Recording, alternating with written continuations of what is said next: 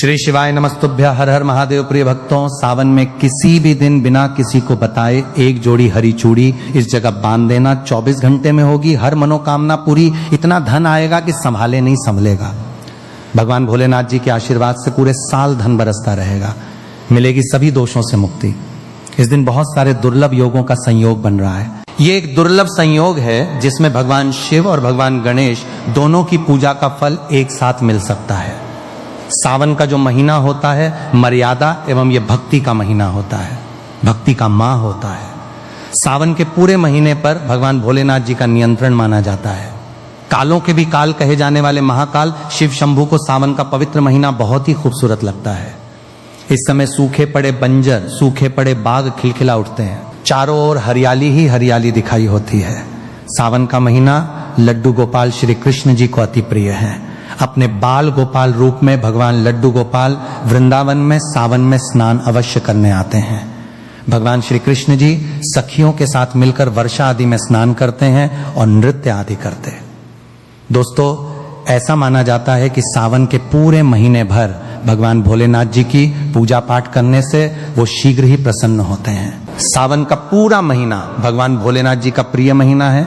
इसकी अनेक पौराणिक कथाएं एवं धार्मिक मान्यताएं भी हैं।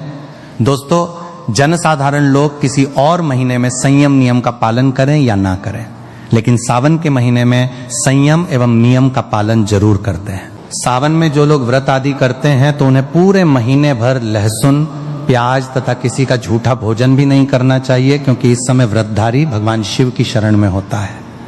तो आप कोई भी ऐसा पाप न करें जिससे भगवान शिव क्रोधित हो जाए।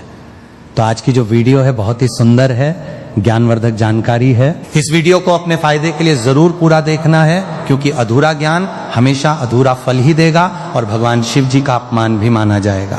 इसीलिए सावन के शुभ अवसर पर वीडियो को अंत तक जरूर देखें और कमेंट में अपनी राशि जरूर डाल दीजिए। यदि हमारे पास कोई उपाय होगा तो वो आकर हम आपके कमेंट के रिप्लाई में जरूर बताएंगे। सावन के महीने की विशेष महत्व कुछ इस प्रकार से है। दोस्तों, सावन के महीने में ही समुद्र मंथन हुआ था। सावन के महीने में ही माता लक्ष्मी उत्पन्न हुई थी और माता लक्ष्मी को धन की देवी का दर्जा सावन के महीने में ही प्राप्त हुआ था। सावन के महीने में ही भगवान भोलेनाथ जी भूलोक पर आ जाते हैं और भूलोक पर जिनके घर पर यथावत शिवलिंग रखा हुआ होता है तो उनके घर में भगवान आशंकित जरूर आते हैं। दोस्तों, इस माह में भगवान विष्णु योग निद्रा में चले जाते हैं तो सृष्टि का जो भार होता है वो भगवान भोलेनाथ संभालते हैं। तो आज की जो वीडियो का विषय है बहुत ही सुंदर है कि इस वृक्ष पर 2 जोड़ा हरी चूड़ी आपकी हर इच्छा शीघ्र ही पूर्ण होगी। और इस वृक्ष पर सावन में अगर हरी चूड़ी बांधते हैं तो आपकी सभी मनोकामना शीघ्र ही पूर्ण होगी ही होगी और आपका आने वाला समय भी सुगमता पूर्वक से गुजरेगा और कैसी भी आपके जीवन में जो परेशानी चल रही हो वो परेशानी भी समाप्त हो जाएगी। अच्छी चूड़ी सभी समुदाय के लोग पहनते हैं। कोई इसे बैंगल्स बोलता है तो कोई इसे करें तो कोई इसे चूड़ी आदि बोलता है, लेकिन चूड़ी का महत्व सर्वप्रिय है। देवी देवताओं को अति आकर्षित करने वाली चूड़ियां मानी जाती हैं, खासकर माता रानी जो महिला चूड़ी पहनकर। दोस्तों, अगर आप भी भोलेनाथ जी के सच्चे भक्त हैं तो कमेंट बॉक्स में ओम नमः शिवाय जरूर लिखना और अगर आप भोलेनाथ से प्यार करते हैं तो एक लाइक जरूर करेंगे। दोस्तों, भगवान भोलेनाथ जी को ये 3 वृक्ष अत्यंत प्रिय है और इस वृक्ष की पूजा करने से शिव पूजा करने का ही फल प्राप्त होता है। दोस्तों, इस वृक्ष के बारे में शास्त्रों में यह भी कहा जाता है कि मनुष्य जाति के जन्म कल्याण के लिए स्वयं भगवान भोलेनाथ एवं माता पार्वती इन वृक्षों के रूप में भूलोक पर अवतरित हुए थे, अर्थात भूलोक पर जन्म लिया था। तो आइए इस वीडियो में जानते हैं सावन में हरी चूड़ी का महत्व। दोस्तों, हरा रंग सौभाग्य एवं उल्लास का प्रतीक माना जाता है जो मन को शीघ्र ही आनंदित करता है। हरा रंग प्रकृति का वो स्वरूप है। हरा रंग प्रकृति का स्वरूप माना जाता है और माता पार्वती भी प्रकृति है एवं भोलेनाथ को पुरुष माना जाता है। दोस्तों, हरे रंग का उदाहरण कुछ इस प्रकार से है जैसे सावन में भगवान शिव जी को चढ़ाए जाने वाले बेलपत्र, धतूरा, भांग एवं दूब हरे रंग की होती है। दोस्तों, प्रकृति निर्माण करने वाले भगवान भोलेनाथ हरे रंग से अति शीघ्र ही प्रसन्न होते हैं। सावन में जो महिला हरे रंग की चूड़ी पहनती है, हरे वस्त्र धारण करती है, उन्हें अखंड सौभाग्य की प्राप्ति होती है। दोस्तों, इसीलिए कहा जाता है जितनी भी माताएं बने हैं उन्हें पूरे सावन के महीने में हरे रंग की चूड़ी जरूर पहननी चाहिए, हरे वस्त्र जरूर धारण करने चाहिए। सावन के महीने में जो माताएं बहनें भगवान भोलेनाथ की पूजा करती हैं, शिव प्रकृति है। ऐसी माता बहनों को हरे रंग के वस्त्र धारण करने चाहिए और भूलकर भी सावन के महीने में नीले और काले वस्त्र किसी भी महिला को कदापि नहीं पहनने चाहिए। ऐसा माना जाता है कि इस रंग के कपड़े पहनने से महिला के पति पर कष्ट आते हैं और उनके पति की आयु कम हो जाती है। तो दोस्तों, इस वृक्ष पर किसी भी सावन सोमवार के दिन या सावन में किसी भी समय जरूर बांधे। हरी चूड़ी दुर्भाग्य आपका सौभाग्य में बदल जाएगा भी।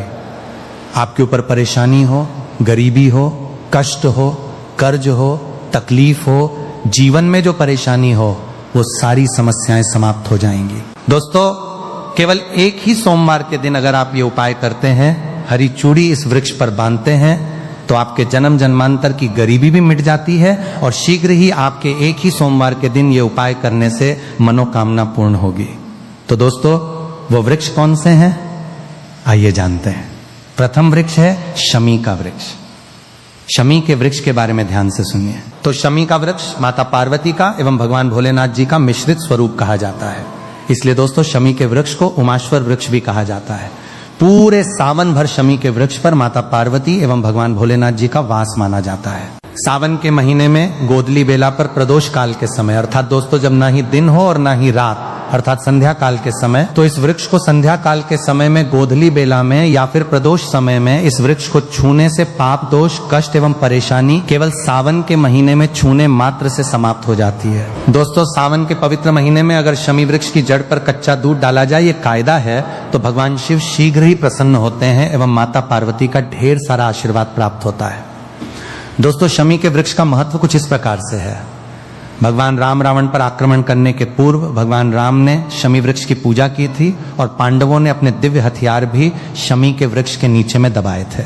शमी का वृक्ष जिस घर में लगा होता है, उस घर का कल्याण हो जाता है और उस घर में सभी प्रकार के भौतिक सुखवास माना जाता है।